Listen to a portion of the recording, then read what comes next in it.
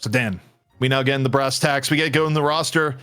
Let's kick things off with the return of Sneaky Golem here and see what their roster is packing. And most notably, Rokane out, Xeno in. And the one thing about Xeno, Dan, is that Xeno plays a world-class Yamato. The one Yamato in the game where you think about all the love ABL's gotten for having a world-class Yamato. Xeno's Yamato, maybe even better.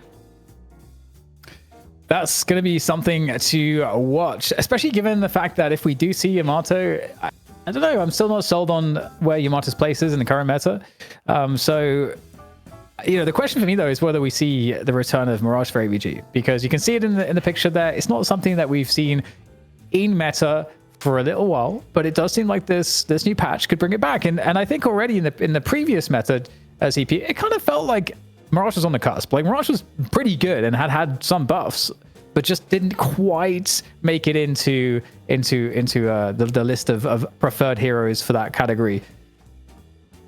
No, and I mean, I think Mirage is probably back, which also is kind of the sad thing about the change where Rokane, I think, quit the game, or at least is taking a break for the game, is that Rokane's bread and butter, like most played hero ever, was Mirage. But, the timing, not great here. But also, before we go into the next roster, I just need a call out, because I'm not going to be on for the next series. I need to call out Melee Creeps for what in the world are you doing? Melee Creeps on Tuesday tells me, it's like, guys, 3 people are going to be out for Thanksgiving. And it goes back and forth. I wake up the next day and Scout's like, no, actually, everyone's going to be in but Fishcake. And we got Duke coming in the sub.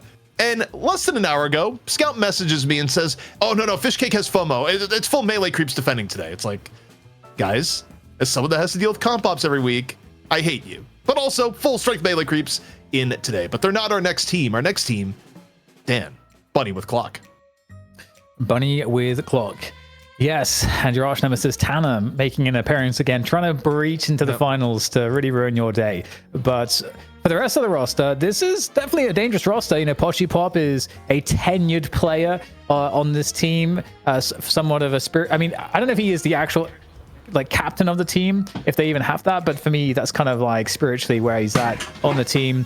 Cochise, I think, is going to have a lot of fun because Cochise has a pretty nasty Mo, and I think Mo was already in good standing in the previous meta, and I think Mo only gets better here as well. And Aiden on the Vindicta as well. We've already seen from Obikin's performances today that Vindicta is still a top hot choice. So it's definitely going to be a tough team to take down, that's for sure. Yep. Well, also, I didn't die for those one. I just may have knocked a flashlight off the desk, which hit a really resounding thunk on another piece of wood underneath the desk. So I'm good. I didn't get just slammed or hit over the head with something in the interim. But yeah, overall, I mean, this team is a team that's been rising, has been looking better and better week in, week out. And again, I'd say this team kind of reminds me a little bit of old school Melee Creeps before Melee Creeps truly became a number 1, number 2 team. And per the Scrimbucks, they play Sneaky Golem really, really close. So heading into this first match, I'm excited to see how it goes down. But before we have to get into it, we got our Mo 1v1, which, wait, what happened here? Did they No, we deleted it. It died. The Mo 1v1 died for some reason. I'm not sure why, but either way, Sneaky Golem, Dan, they got first pick, first ban. And we'll see how NA approaches it here, because this is going to be different than EU, mostly. When you need me, I'll be ready. Okay, Doorman gets banned immediately. Interesting. So Doorman, I'm curious, is that a targeted ban, ZP? Are we targeting a hero pool specifically, or do you think that is... what do you think the logic is there? I don't know. I think Doorman actually is that good and was probably undervalued in EU, to be honest. I've been very bullish on what Doorman provides, so I don't think it's so much a target ban here as it could just be, hey, we just think that hero is obscene. But now, NA, do you continue Billy's supremacy? Do you lock in the GOAT? I got you. You lock in Infernus. So, Buddy with Clock, I have to think, Billy's going to be one of the two here. The question is, who backs up Billy, Dan? Yeah, it's a great point. I mean, I don't think you necessarily have to lock in the page afterwards, because I think page, you want a good combo with it. I don't think it's high enough priority by itself that Sneaky Golem might just straight outright pick it. I might be wrong with that, but we'll see. But I think it's uncomfortable to pick page this early. So I would expect, I mean, Yamato is what might come in these first 2 picks previously, but we're going to get Mirage instead. So that makes sense. Mirage kind of fits that role like Infernus does in terms of the damage dealer. So not a bad start.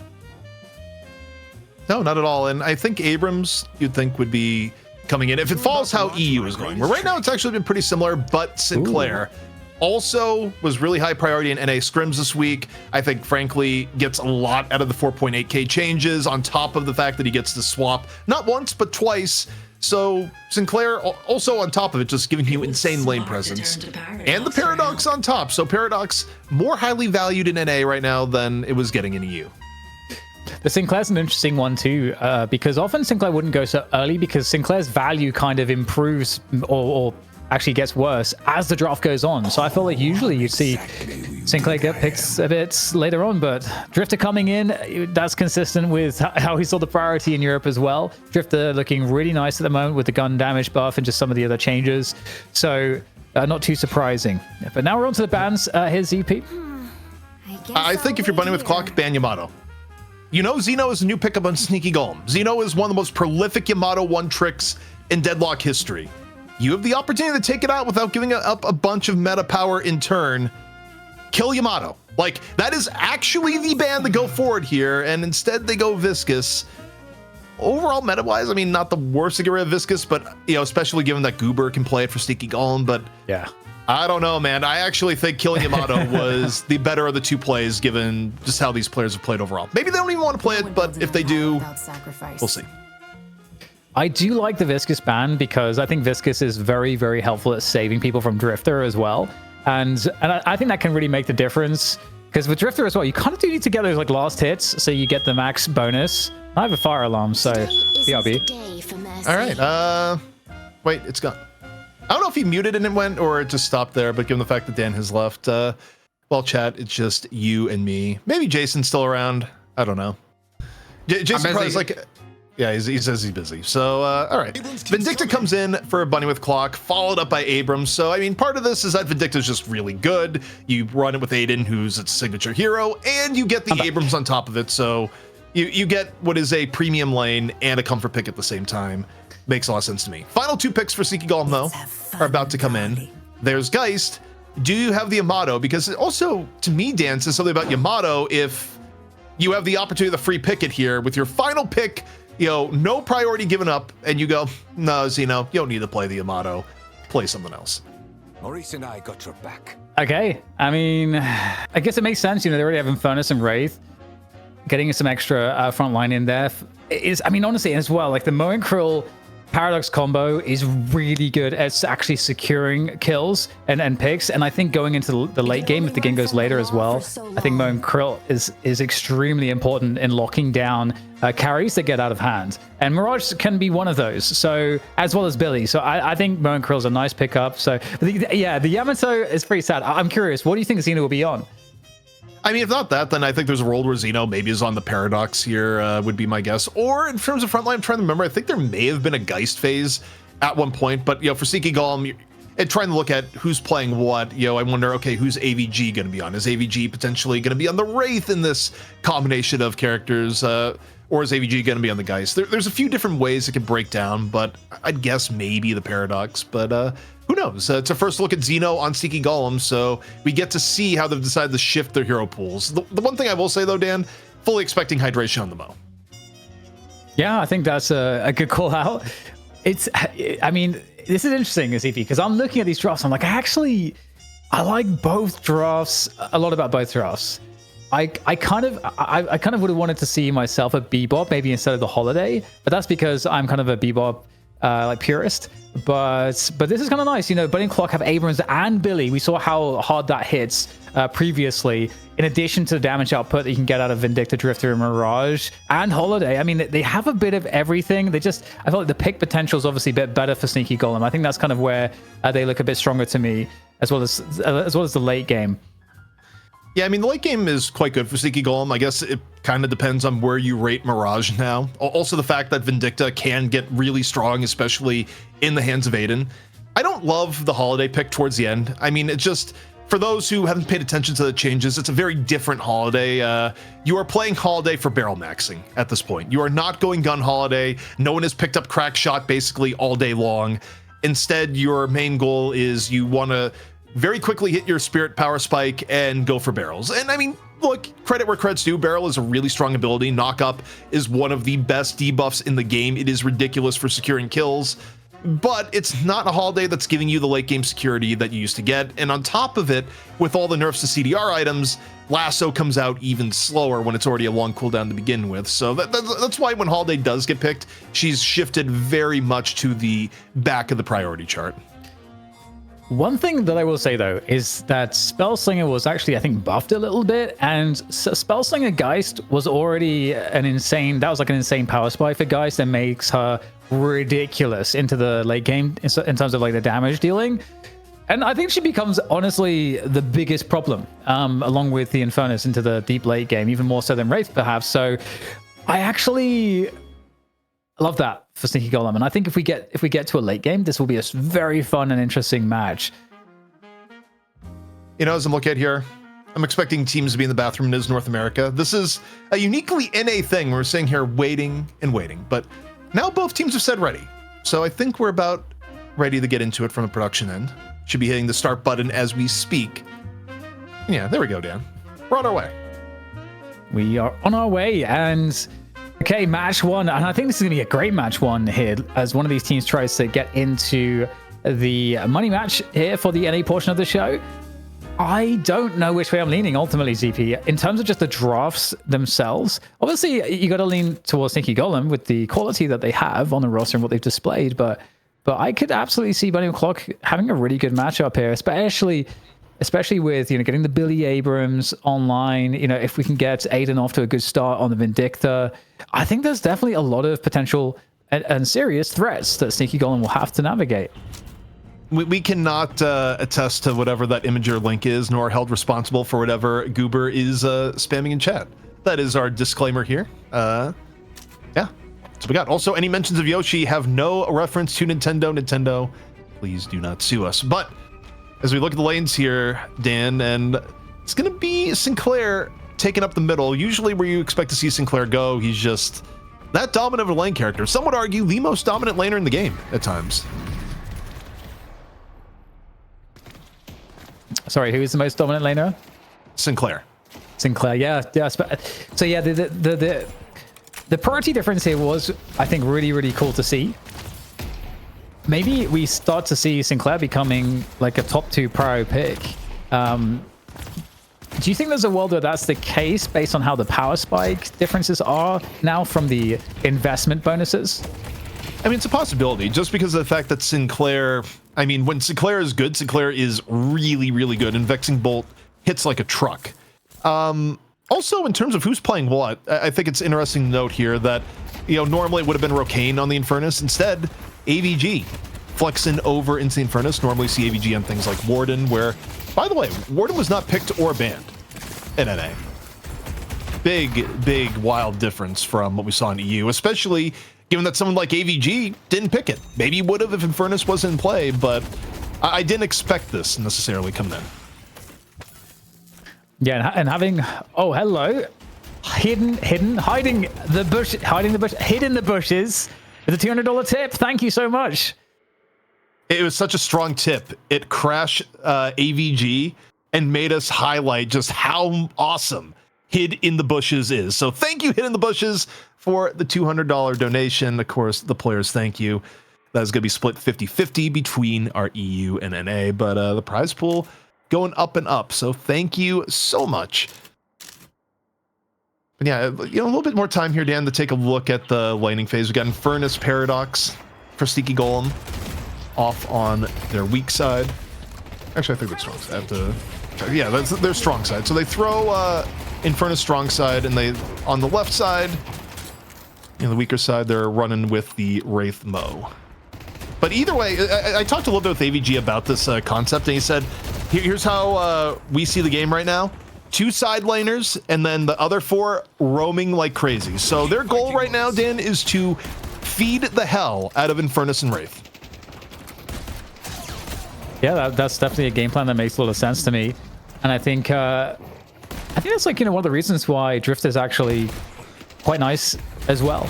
Because, you know, if you are against some of those solo players, you're going to be able to potentially find value. But speaking of Drift, it gives It's going to get taken down, taking heavy damage there, as you know, either side loses a player early in the lanes. And I think for me, ZP, the Geist might be a bit of a ticking time bomb. I do think Geist is underrepresented, generally speaking, based off of how powerful she can be in the late game. And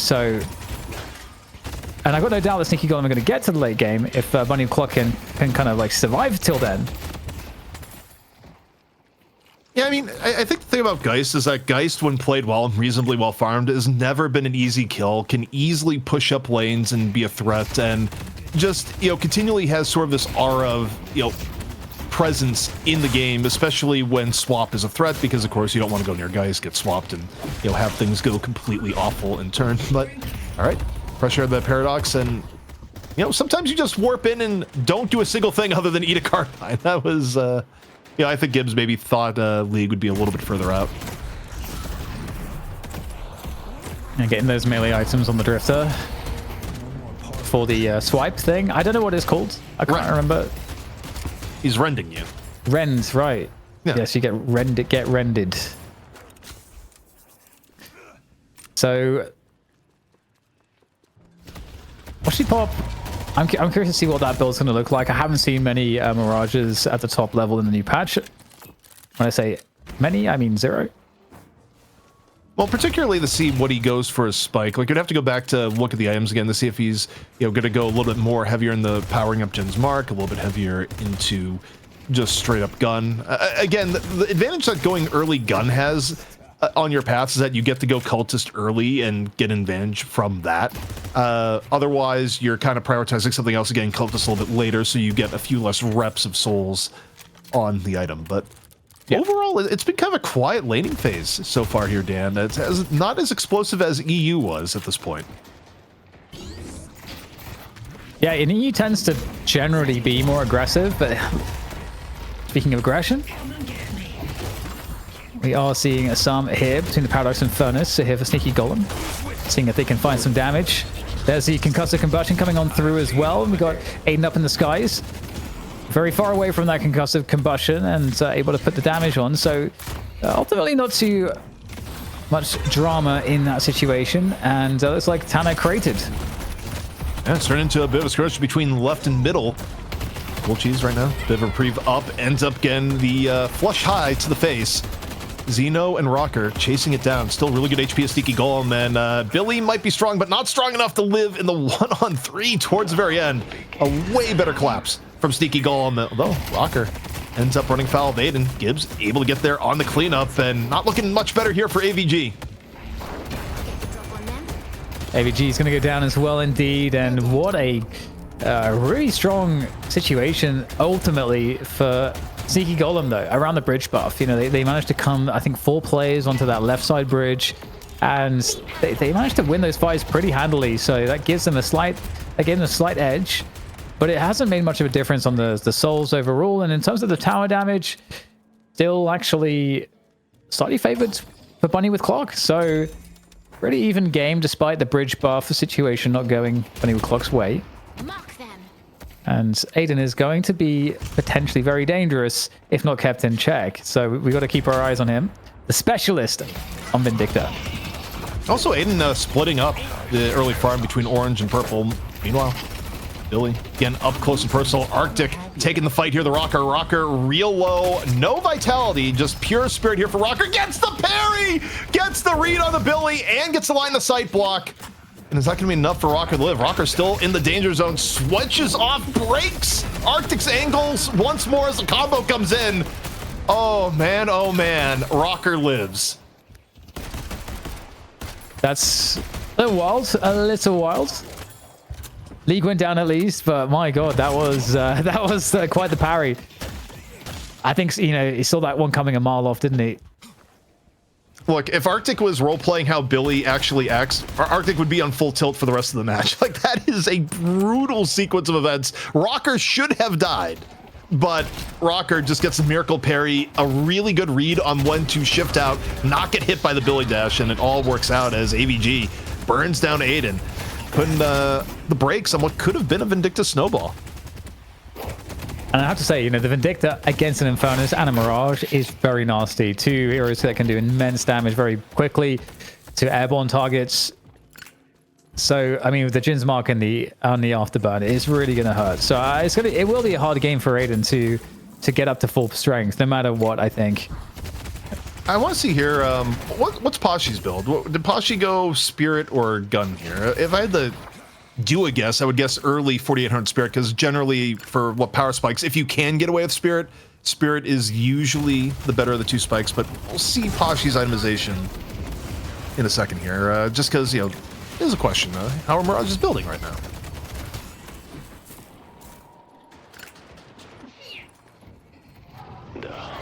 So it looks pretty good here for Bunny McClock so far. Good lane pressure.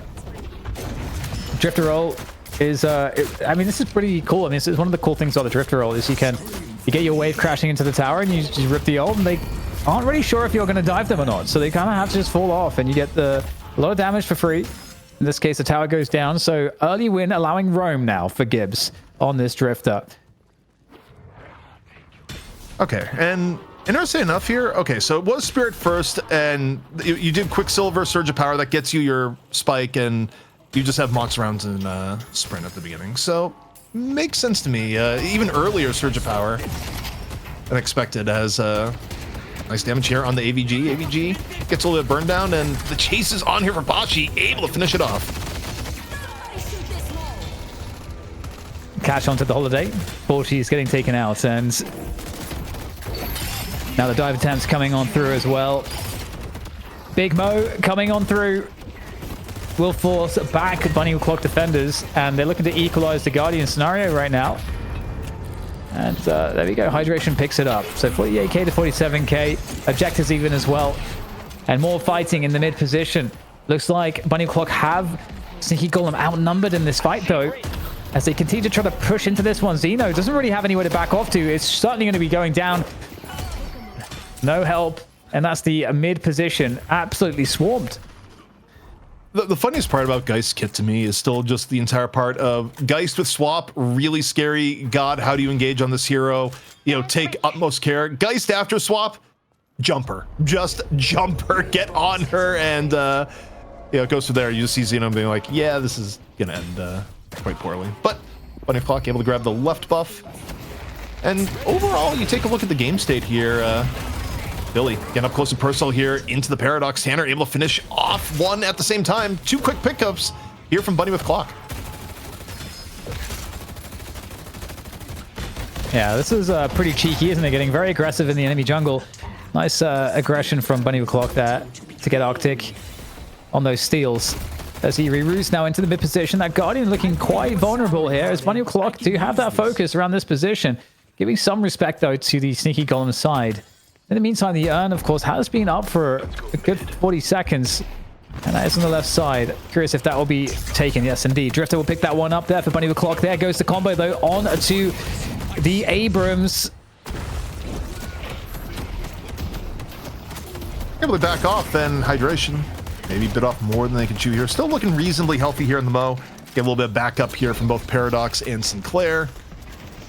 Combo, though, getting a cooldown for a bit was used onto the Abramses. All the while, Gibbs looking to transport the urn, hanging around middle in case it turned into something more, but now making a mad dash towards the right-hand side.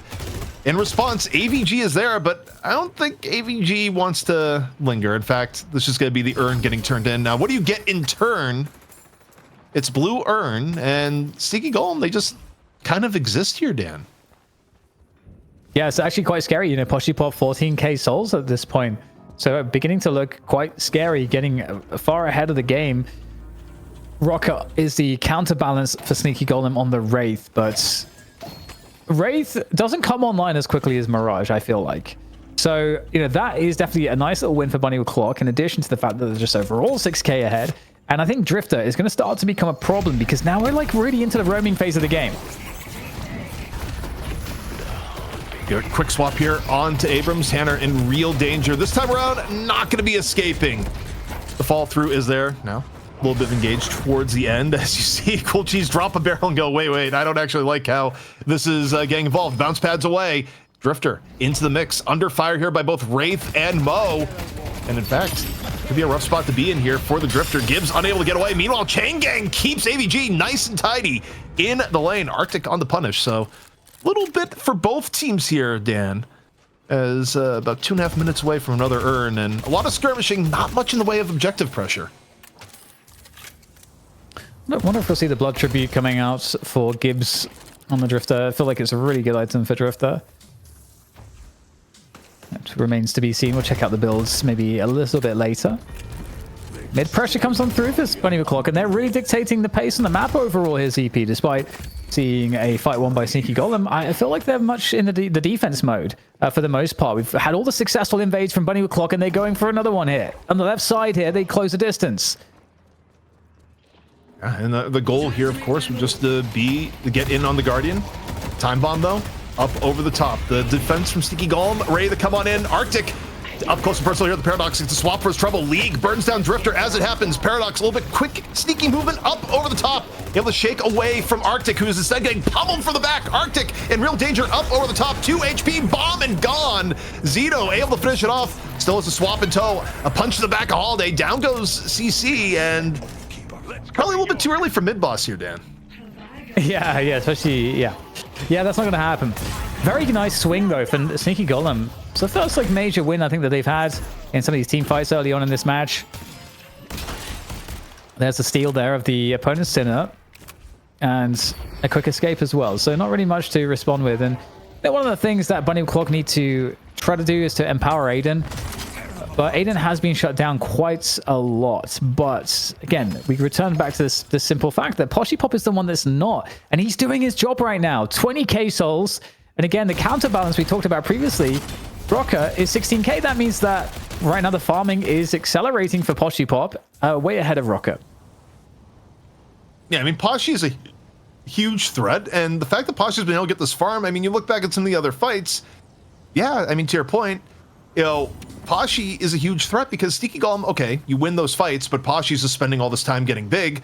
When does the build come due for Poshy getting this big? Because you take a look at Bunny with Clock here, Dan, they're all set up on the right and going, okay, Poshy, get farmed. Now, of course, he could Traveler in on this next fight too, but the goal here of just letting Poshy get solo farm is very obvious. Sneaky Golem have been, they just missed out on that bridge buff because they just don't feel confident in that team fight. And the Urn is here as well, and Bunny Clock's certainly going to be going for this one. And Cool Cheese going on through with the initiation. He's going to be able to, or at least attempts to steal one away. The barrel's going in too. Big damage here. Bunny Clock on the team fight looking fantastic at the moment. Again, swarming this position with good success. Poshy Pop finally gets focused a bit. Has to fall back in the fight, and it's going to be down to Arctic to try to hold it down on the Billy. But now he's getting focus fired. Really good stuff here from Sneaky Golem, turning the fight around. Goober with the audience participation pulls him right back on in, and now you see Arctic in real danger, chased down on two sides. Mo getting again into the action, no combo, no problem. Now once more looking for Abrams. Tanner dancing to and fro. Warpstone in on the chase. Abrams, you're a little bit too big in the situation, trying to get to the jump pad, gets to it successfully. Did get stunned on the way out. Still enough HP. Now maybe looking for the teleporter play. Abrams into the closet. Okay, do you want to chase him in here? This is a little bit risky. This is where Abrams could potentially chase it bound back. Looking for the melee, raw melee. HP continuing the fall as Tanner, and surely this is the end as a wall facing him towards the other end. Abrams still alive all the while, finally goes down, Dan. Yeah, but Drifters come back through as Gibbs, who tries to clean this one up, but there's more teammates here for Sneaky Golem. They're able to punish the Drifter. Uses the teleport there to try to juke, but it's just not going to happen. Now, in the meantime, what's been going on? We've got the urn that gets collected by Cool Cheese, who was a part of that fight that I feel like went on for a very long time. So now we're about to go back into the same scenario as the urn gets carried across the map. Surely, Sneaky Golem are going to be looking for a challenge. Yeah, I think for Sneaky Golem, this is not an urn they're going to give up for free. First urn, they may have said, okay, just take it this time around. I imagine there's going to be more of a response. But we'll see. It's going to be a little bit of a longer approach here just because Bunny O'Clock does have to spend a little bit of time pushing up the lane. So, not a lot of plays here to support this for Bunny with Clock. I mean, this is a bait. big bait. The play really is into that right side walker, surely, because there's 4 players on the right side of the map right now, so the urn can never be deposited. They are moving towards that walker pressure, and now Sneaky Golem is starting to ask the question, is this just a bait? How many players are already here? As 3 players will start to fall on top of this walker to siege it. It's likely going to go down here, and you look at this. Sneaky Golem still hanging out by the urn here. They're still not really convinced as to what they should be doing, and the urn is just teasing them. Yeah, I mean, you use the urn as leverage to get Walker, and it makes all the sense in the world. Also, it goes to show how much I look at names and not the upper left. I mean, I guess for the both of us here, where it's been Rock on the Paradox, which makes a little bit more sense. You never quite know after teams do name changes, but League on the Wraith, and they're about to... Oh! The combo right then and there as Cool Cheese looked to thread one win in. Instead, the urn gonna be picked up by Hydration and turned in by Sneaky Golem. So they get a little bit of a payday for giving up the Walker after all. Bunny with Clock, though, still looking for a piece of the action. Pashy, all sorts of farmed up, laying in the damage here in the Barrage. Life Drain, though, into Pashy at the same time. Pashy gotta take the high ground, still under assault. All sorts of yellow in around Pashy. Does he still have Tornado? He does. Use it to hit 2. Still laying in the damage. Pashy, back and forth we go. Meanwhile, Hydration goes down. And Pashy finally falls after what was a serious assault. And now the fight really starting to conclude with Bunny with Clock on top. Oh my god, this was an amazing bit of macro. So they bait Sneaky Golem to the left side as they allow them a free walker on the right, and they all TP to then encircle the Sneaky Golem players that are trying to stop the deposit on the left side. That is an excellent macro play from Bunny with Clock, and look at the difference. It's getting them 2 walkers and urn and a winning team fight. That is a massive swing and advantage. Also, again, I just think that's what you're narrating there. Just Pashy. Yeah, Pashy might have died there, but Pashy was able to basically take the focus fire of 3 people there, Dan. Go round and round and round and deal damage. And yeah, you end up going down, but you've laid the framework for the rest of your team to win the fight. And Bunny with Clock with the first true major advantage of the game, and doing so 30 seconds before next turn. Now, the risky thing here, Dan, this is right on the threshold. This might be a Sneaky Golem territory urn, which would be a great way for them to get back into the game. Fight, though. Oh, that's a very dead drift, and nothing you can do about that. Good catch from Sneaky Golem. The swap into combo is the classic move. And okay, now, you know, now Geist has got the Warpstone online. We were talking about Geist once she doesn't have swap. It does get a bit leery, as we Brits would say. But once you get the Warpstone online, you get that extra mobility that can keep you safe. And I mean, it's a 12k difference, but it's still, you know, nothing to worry too much about here. It's, I think, the Walker difference which is somewhat of the problem. The Walker situation is not great, especially because at 20 minutes into the game, you are starting to feel a little bit of the burn for some heroes and going, wow, I'd really like to get my 10th slot online. And, you know, right now you don't get that option. But urn control is going to be had here by Sneaky Golem. And it's turning into a fight. Instead, Bunny with Clock, they're trying to go for the chase down mid-urn rotation. Sneaky Golem, though, they sniff it out. They go for the counter engage on their own volition. No combo is still up here from the early pick. Arctic, though, isolated early. League on the face down, and some of this pressure on the bow, not really doing much of anything at all. So Bunny with Clock, they go for the engage, Dan, and they just lose 1, and that might lead to losing the urn, too. Yeah, really nice disruption play, ultimately, though, I would say, because they were out of position to actually, I think, cut off the urn. So it gives them another chance to macro this scenario. But, you know, as you just rightly said, big catch up in overall souls. Only a 6k deficit now for Sneaky Golem, as once again, the urn is now being sent across the map, and there's no players here. Or, I mean, I believe the Clock is going to give this one up. Looks like that's it. They don't have good trades either. Like, maybe they could have gone left, but they already got left Walker. And do you love going middle when you can go right to middle really early?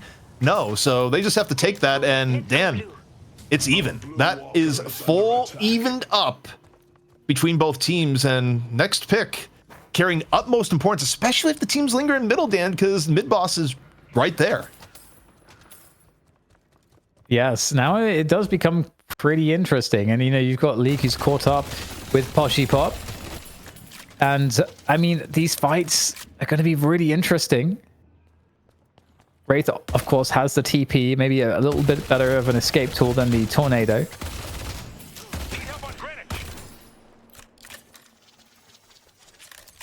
Really, at this point, you're looking for, if you're Bunny with Clock, you're going to Cool Cheese and going, okay, you got Holiday, still good at making plays, and even if a little bit more barrel focused. Sneaky Golem, you're looking the Rocker, and, getting a swap to break the stalemate. But you're effectively, you're waiting on your playmakers to make something happen, or just the most godly rotation to get an advantage and go mid-boss, because that's what both teams are looking at here and now, Dan. And I think as we go later and later into the game, it's honestly going to be looking better and better for Sneaky Golem. The Geist is going to eventually come online in a big way, and that might shift the scale of balance, because right now Gibbs is falling quite far behind on the Drifter, and this is one of the difficult aspects of a roaming Drifter, is that if you're not getting kills, you're not getting money. And the same thing, for Cool Cheese on the Holiday, the damage is suddenly going to begin to be somewhat irrelevant when you're looking at what the Wraith, the Infernus, and the Geist have to bring on. Maybe time for pay dirt. I heard just heard her lasso connect. Is it gonna be enough? Bunny with Clock looking to seize the opportunity. League on the chase down. Rocker is down to start the fight. Man advantage here for Bunny with Clock. Arctic only paying a small HP penalty as Pashi finds Xeno in the interim.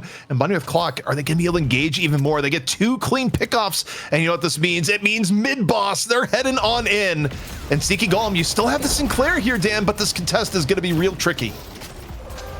Yeah, huge pickoffs. This could really turn the game around back in Bunny with Clock's favor, and we might have the contest coming on through. Yes, exactly, as it is looking quite scary right now. Hydration goes down. The entire team was chasing him, and that is going to make your life much harder here for Sneaky Golem for a steal. And okay, we go back at it again on the other stairway, looking for another pick, and they're just chasing it down. And why wouldn't they? The Infernus will be able to run away with the Flame Dash, but into the mid-boss we go. And this is now undeniable for Bunny with Clock. 9 out of 10 plumbers agree. Check both tunnels before finishing off the mid-boss. Bunny with Clock doing their due diligence. They clear out the contest. They get all 3 rejuvenators as a prize. And Sneaky Golem in under the gun. While still even souls-wise here, Dan, this next sequence of fights is going to be difficult. And especially for Sneaky Golem, they're hanging on to one walker, the most important one in the middle. And the odds of it falling soon, very likely. Although, AVG, right now, Flame Dash trying to get away under all sorts of pressure, and Aiden puts them in the ground. Oh man, he almost got to slide down the stairs, but the stage stopped him just at the last second. And this is great from Bunny with Clock here. Really nice moves. And as well, I don't know that we talked about it, but the rejuve change was that you don't get team buffs anymore to your stats. Yeah. You just get the reincarnations. That's all you get. Just air quotes. Just like you just get 3 of an item so broken it had to be removed from the game earlier in the development cycle, and you don't get buffs on top of it. It's like, yeah, rejuve's still real good. It's just like, I think at some point they just had to look at objective and be like, yeah, 3 revives in the middle of a fight. That's probably enough. You don't actually need fire rate and spirit amp and all this other crap on top of it. It's like, no. Let's tone it down just a tad. And there goes an urn as well. So we are looking now at a 24k difference in advantage for Bunny with Clock. So they're starting, and this gets kind of dangerous for sure. And again, I think of Sneaky Golem, if they can just defend and just draw it out as long as possible, I think they can still bring this one back. I have full confidence they can do that. But obviously, this is a strong position for Bunny with Clock. If they macro this correctly, find a good opening pick, this could start to get real bad for Sneaky Golem now.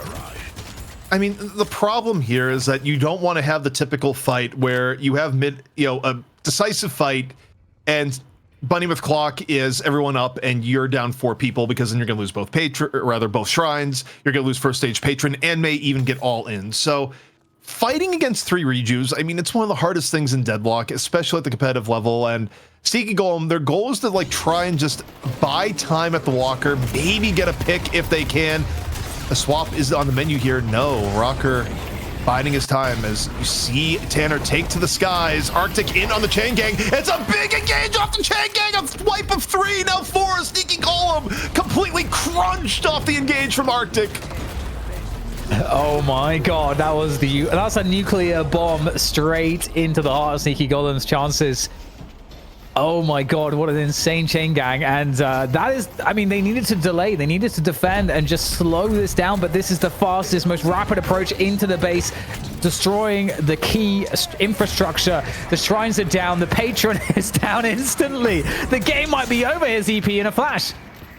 I mean, all credit to the Billy bomb right now. Goes in, finds 4. Chain gang up and ready to go. Bunny with clock. They're licking their chops. They want to take down the favorite here at Sneaky Golem. Second stage patron. Get hit from all sides. All 3 rejuves still up. Sneaky Golem, you might be back, but you're also gone. Bunny with clock win another shot at melee creeps. Incredible stuff there. I am really impressed.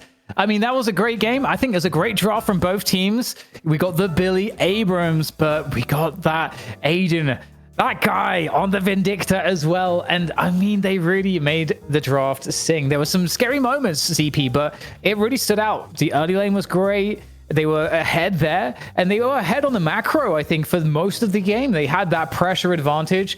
This was just a classy performance from Bunny with Clock from start to finish. Yeah, I mean, they looked phenomenal, and I mean, they played even with Sneaky Golem, a team that, you know, historically has had their number. And look, I gotta say, in terms of part of it was on mechanics, where clearly they were able to fight tooth and nail with Sneaky Golem. You know, no significant differences there, but also draft-wise, Billy might just be the guy right now here, Dan. The GOAT if you really want to go for the low-hanging puns, because, man, it's still really big importance on these team fights. And even with the Infernus, you know, Infernus has been carrying higher draft priority than Billy all day. I don't know if that's warranted. I think the power of a good frontline is unreal. And also in this case, you know, did you really get that much advantage on the Infernus over Pasha on the Mirage, who also did insane work?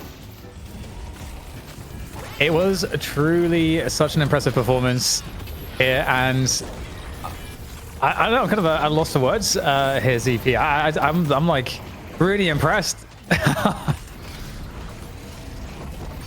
Looks good. And I mean, look, this team has been on the rise. And oh man, the final play where you dive in, and no long delay for Sneaky Golem, just a group hug of the least friendly variety, courtesy of Arctic. And you know, final stats here, obviously Aiden continuing the pump. You know, talking about MVP discussions, for me, I'll be clear, I nominated Arctic just for the final play, but you know, looking at the stats here, Aiden was also doing a lot of work in these fights on the Vindicta.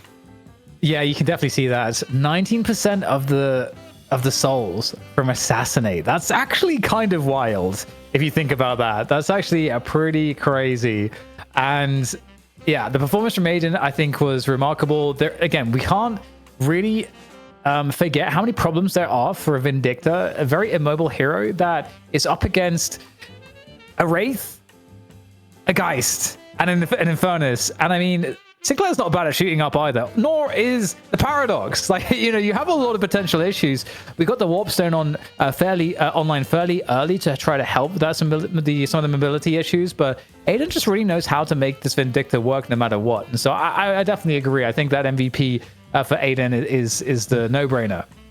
Yeah, although it is fine if we give MVP to Aiden again. That is 3 MVPs for Vindicta. Vindicta, who I think is 100% win rate on the day, and not 100% high priority pick rate. So, you know, that's kind of the undercurrent story. I mean, granted, Billy's also been pounding all day long, but, you know, Vindicta, pretty good right now is the case in both EU and NA so far. And I'll say this much, though, Dan. I do think a brand new patch is when you have the most volatility. If any team in NA can lick their wounds and come back stronger next week, it's Sneaky Golem. Oh, yeah. Oh, yeah. Ooh, I'm excited, though, ZP. What if Bunny Clock win today? Well, honestly, they might. I mean, I think melee creeps, like, they're really good, but they're vulnerable. Like, melee creeps, I feel like you always get a good game with melee creeps. Like, it's rare that melee creeps actually just obliterates their opponents. Like, they'll play down, they'll play up. Oftentimes recently, they've been winning, but, you know, melee creeps, they're not invincible. And if nothing else, I think we have a good game ahead of us. But let's see what the MVP is. I gave production like 3 different choices. And yeah, it's going to be Arctic. Look, Dan, that final play, the put Sneaky Golem to bed, and Billy's overall performance for the teams that have had him here today, can't deny the impact. And frankly, we just didn't want to give MVP the Vindicta, another time. Yeah, the final play, that play is really important. I think it does show why Billy is particularly scary, especially with how good he is in this current patch. A good chain gang can win you the game, and they had, of course, a lot of the abilities that synergized really well with it, from the barrels to stakes and all the rest. And honestly, that was a moment in the game where, as I set it up, the goal is for delay there, and that delay was possible. The soul differential wasn't that big. Obviously, yes, Bunny and Clock were ahead a little bit, and they had more power, but the late game potential was still better. The late game scaling was still better for Sneaky Golem. So if they were just able to just slow down the push and not get team wiped, they have a very good chance of coming back into the game. So I do think, you're wise in saying that play is worth the MVP in of itself, because it really just wins. It was a game-winning play. Yeah, because I think without the dive-in at that time, there's a world where is Sneaky Golem really hurt by that rejuve? Probably. Is there a world where they, fight it out long enough that they get another chance? And look, you got Infernus, Wraith on the other team, and a Geist. You might bring it back in that situation, but, Arctic had the dagger in the heart when it was needed most, and completely just stop Sneaky Golem from having any chance of a comeback at that point. And as a result, once more, our NA Finals match is going to be Melee Creeps versus Bunny with Clock, something we saw last week, but may feel a little bit more well-earned here in this instance here, where Bunny and Clock went through a perennial NA contender to do it. Yeah, it's going to be a really, really fun finals matchup. We'll have to see if Bunny with Clock's hero pool can go the distance in a best of 3 against Abraham's Melee Creeps.